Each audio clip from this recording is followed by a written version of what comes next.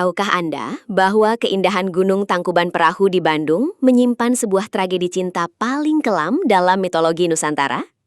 Ini bukan sekedar dongeng pengantar tidur, melainkan sebuah narasi tentang cinta terlarang, kekuatan gaib, dan pengkhianatan nasib yang berakhir dengan amarah yang mampu mengubah bentang alam Jawa Barat selamanya. Mari kita selami lebih dalam sejarah mistis ini. Kisah ini bermula dari seorang putri raja yang sangat cantik jelita, bernama Dayang Sumbi. Karena kecantikannya yang luar biasa, ia sering diperebutkan oleh para bangsawan.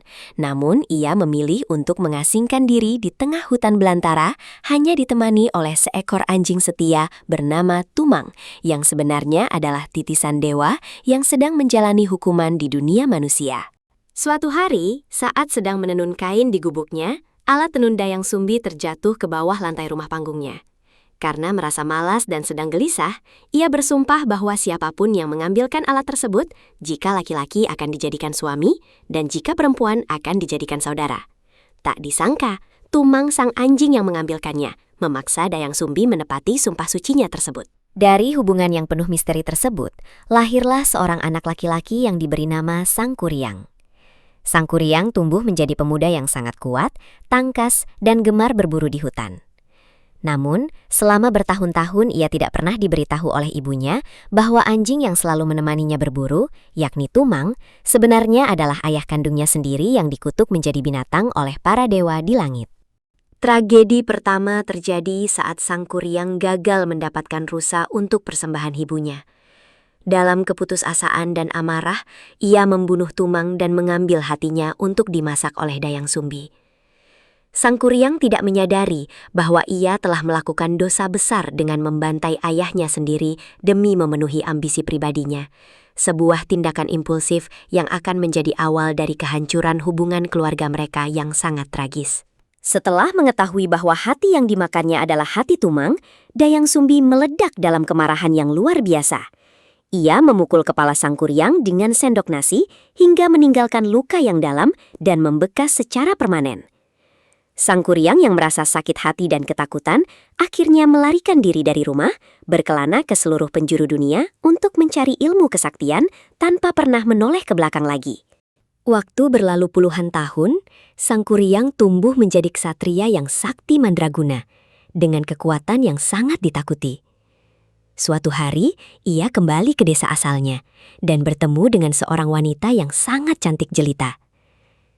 Karena Dayang Sumbi telah diberikan anugerah awet muda oleh para dewa, Sang Kuryang tidak mengenali bahwa wanita tersebut adalah ibu kandungnya sendiri, dan ia pun langsung jatuh cinta pada pandangan pertama. Lamaran Sang Kuryang diterima, namun sebuah kejadian mengejutkan terjadi saat Dayang Sumbi sedang merapikan rambut Sang Kuryang sebelum pernikahan.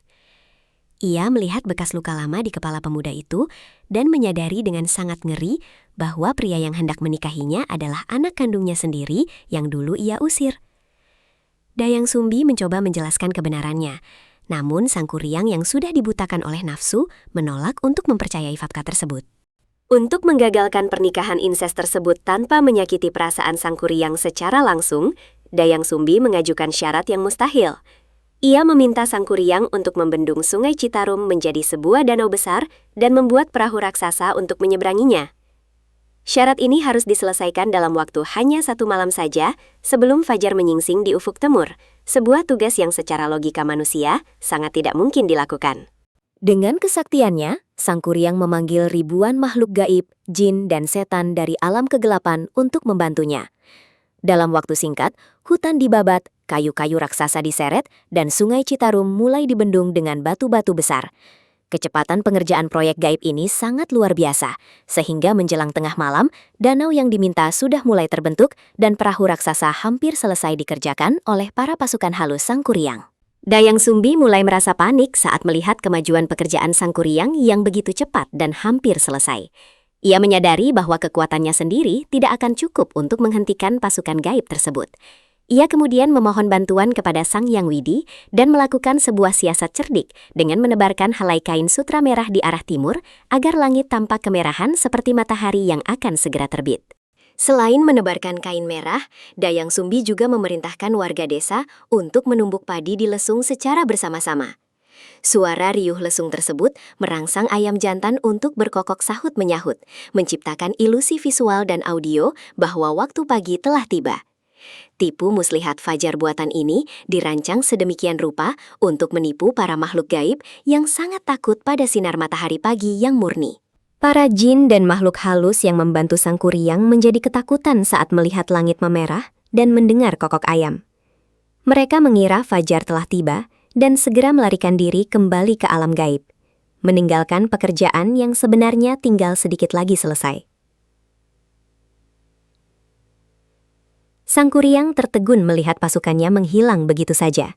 Ia merasa sangat kecewa dan marah karena merasa usahanya telah dikhianati oleh alam semesta itu sendiri.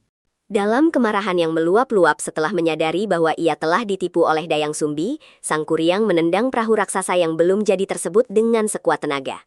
Perahu itu melayang jauh ke arah utara dan jatuh tertelungkup menjadi sebuah gunung besar yang sekarang kita kenal sebagai Gunung Tangkuban Perahu. Sisa-sisa amarahnya juga membuat bendungan yang ia buat jebol dan membentuk cekungan besar di wilayah Bandung. Begitulah legenda tragis yang menjadi asal-usul salah satu destinasi wisata paling ikonik di Jawa Barat. Kisah sang kuryang mengajarkan kita tentang konsekuensi dari amarah dan cinta yang tidak pada tempatnya. Bagaimana menurut Anda? Apakah tindakan Dayang Sumbi sudah benar untuk menyelamatkan moralitas? Tuliskan pendapat Anda di kolom komentar. Jangan lupa berikan like jika Anda menyukai konten sejarah ini, dan pastikan untuk subscribe untuk cerita misteri Nusantara lainnya.